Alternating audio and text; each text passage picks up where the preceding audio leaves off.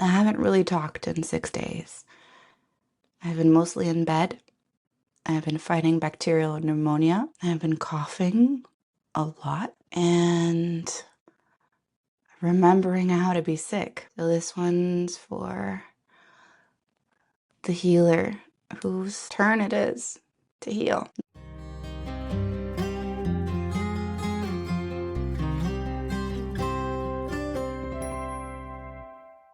This is the healer's journey. I'm your host, Inge Broer. And as usual, this probably won't be a very polished episode. I think in time you'll come to see that that is not something you'll expect from me very often.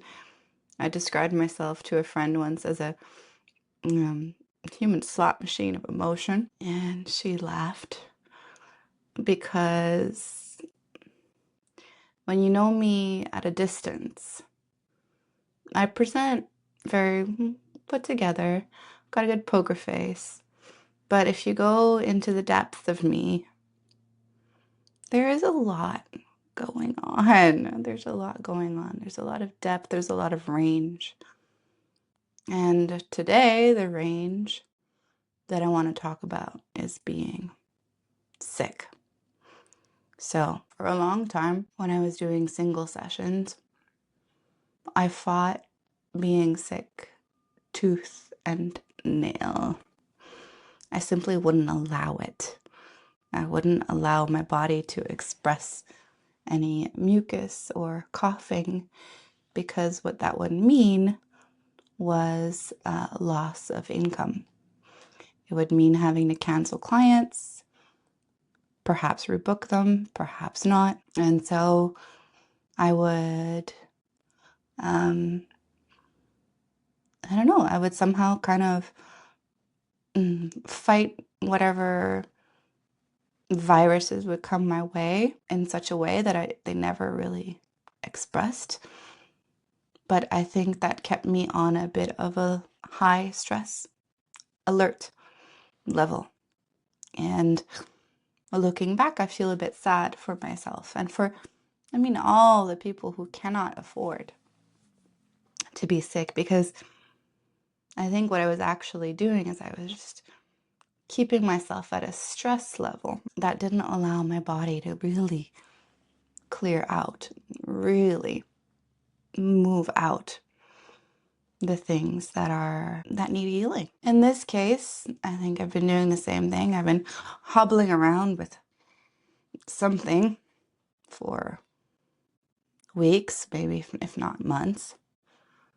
And last week, when I finally took my son to the doctor for what he's been hobbling around with, and he was diagnosed with bacterial pneumonia, something in my body just somehow crashed. And it was something about moving to the finish line of what was going on with him. Because if you're a mother, and you probably feel this too, when your kids are sick, there's like something in you that cannot relax until you know they're taken care of. And so it's a little bit of that same, what I'm calling cortisol fueled refusal to be sick.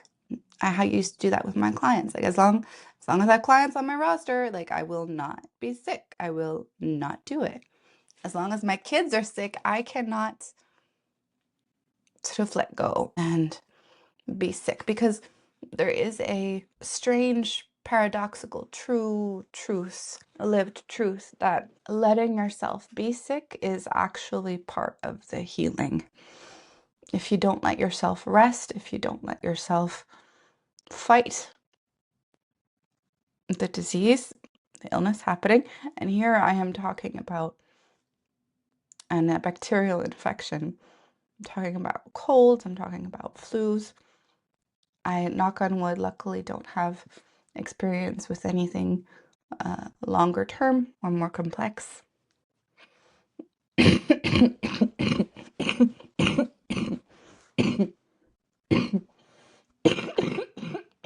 That goes for emotional healing too. We have to let ourselves actually feel what we call negative emotions to heal them. Otherwise, they bang around in the background. And they could bang around for decades, coming out sideways. Yeah, so every once in a while, it's our turn. And there's this author I quite enjoy, Martha Beck. I heard her say once, how does one not take on someone else's suffering? And in her usual chipper way, she just says, oh, I say, it's not my turn. Not my turn. Not my turn. And with the years, I found that's been an extremely helpful view on things. So now it is my turn. The first thing that feels important and that is hard to do is to release any guilt about that. I know for me, the week preceding actually like really getting sick, like knowing it was coming, but pushing it off, there was a bit of a sense of like putting my ducks in a row so that I could have this mini death, just getting organized so that things could be taken care of enough. Very, very, very luckily, my husband is also sick, but not as sick as I am, and has been able to hold down the fort. Luckily, the kids are well enough to go to daycare. Luckily, we have grandparents nearby. All of that has been absolutely instrumental. So I could go into my big descent. And there's funny things that happen when you're sick, right?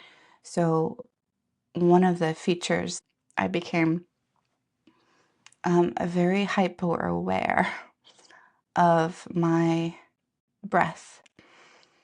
I'm very, very, very attuned. So it was a forced meditation retreat to sort of monitor how shallow, because as I go a certain depth, then the coughing starts. If I move a certain way, the coughing starts. So when it is our turn, it forces certain awarenesses. It forces a lot of the day-to-day to be handed off or be simplified.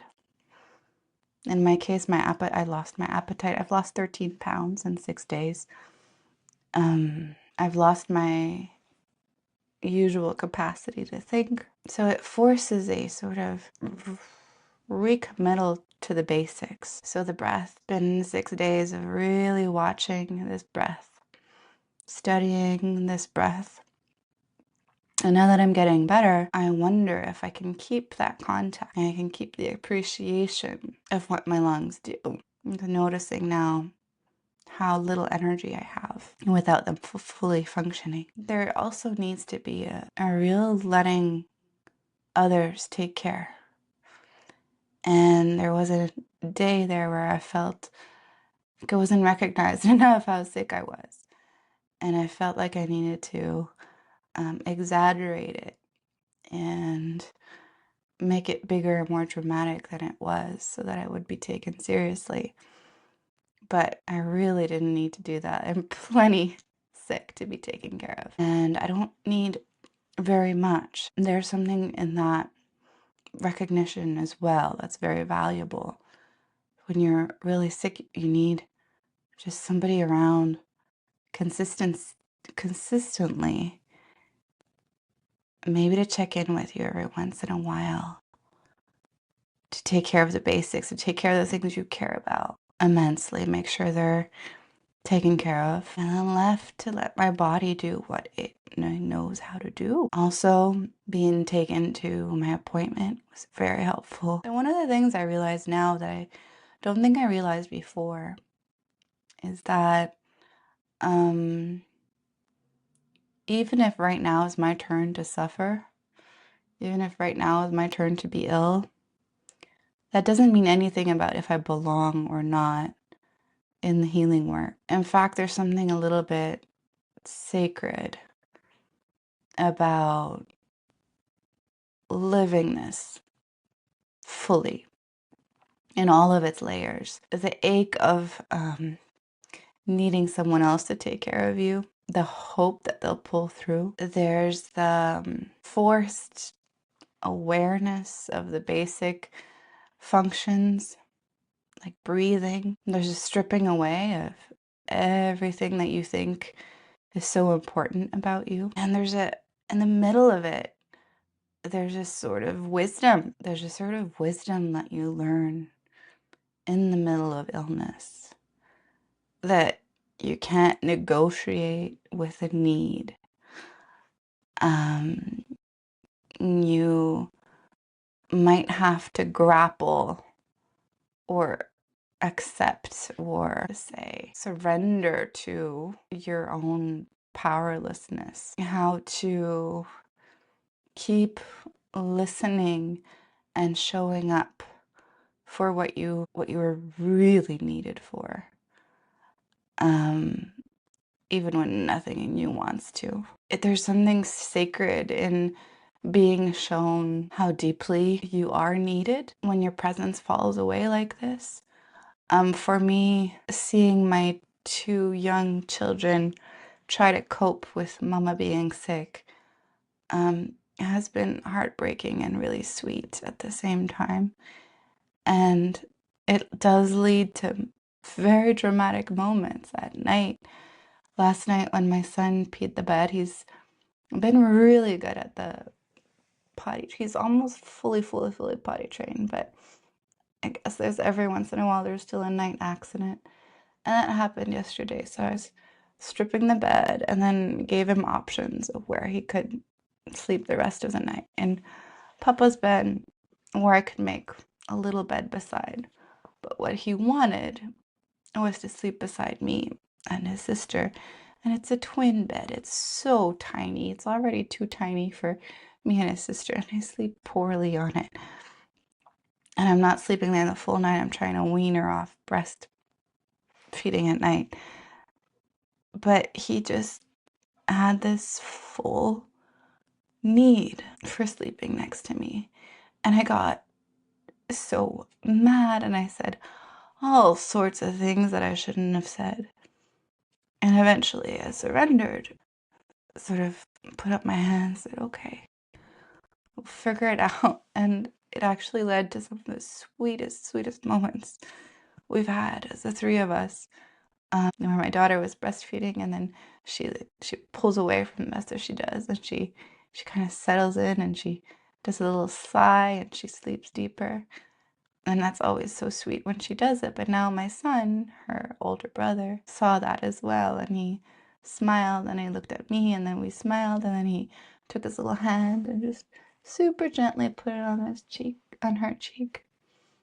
And so in the middle, it takes these middle of the illness moments to show what is just you cannot negotiate with, the need of a child for their mother. And that is deeply healing for the part of me who thinks that I just don't matter. The things that I cannot be, they cannot be delegated. Nobody else can do these things. Not strip the bed or whatever, but just be mama. So in these moments where all our ego stuff is stripped away and we're uglier and crankier and stinkier than usual, we might find some gem, some diamond that we might not find otherwise. And there's also something in remembering what it's like to be so vulnerable that allows us to be a little bit more tender with others who are. You can hobble around life with such I can do it, you can do it too attitude. And that is great generally. I love a good pull myself up by my bootstraps. I think when we're in the healing arts, the healing profession, our job is not to never suffer. Our job is to notice, is to be aware, it's to be awake with this life moving through us, letting ourselves feel it, letting ourselves become whole, true, real, letting ourselves feel each other and be felt by each other. And in illness, we can sometimes see the things we're too busy to see normally. I've had a few I won't call them obsessions, but I've had a few things on my mind while I've been ill that I know are related. And I think they're probably too personal to really name, but some of them are really collective. And I have very big grief, literally in my lungs, and a moment like a cold or a flu or a bacterial pneumonia. Might be a moment to just acknowledge that. I don't know if it's my time to process it, or, of course, sleeping for 6 days and staying in bed and quiet and watching my breath, now taking antibiotics is part of healing the actual pneumonia. But I can see and I can feel and I can be aware of the other dimensions, because there's always a physical dimension, yes, but there's also an emotional component, a mental component, a patterned component. And it's not that we're doing anything wrong. The illness happens and it's a moment of awareness. It's a moment of choice. And so now I feel I'm a bit more aware of how deeply I'm grieving something. I might need to set up some crying dates for myself. I might need to think up some rituals. And there are some conversations I need to have that I very much dread. And yet now that it's my turn, I can't look away. I can't pretend I'm here to help others heal while I conveniently keep brushing under the rug what's mine to heal. So we all need healing. And there's going to be times where you cannot be the one to hold. And you're going to need to be held. You don't always have to be teaching or holding or going. Sometimes it's your turn. And it's simply part of the process. And I promise you, it's possible to do both in parallel. I don't know how many times I've done my own healing work while holding others in theirs. Not with, pneumonial bacteria, whatever, the thing I have right now. It's contagious. I wouldn't put myself close to anybody. But yeah, the journeys can unfold in parallel. So when it's your turn to heal, don't worry. You're doing important work.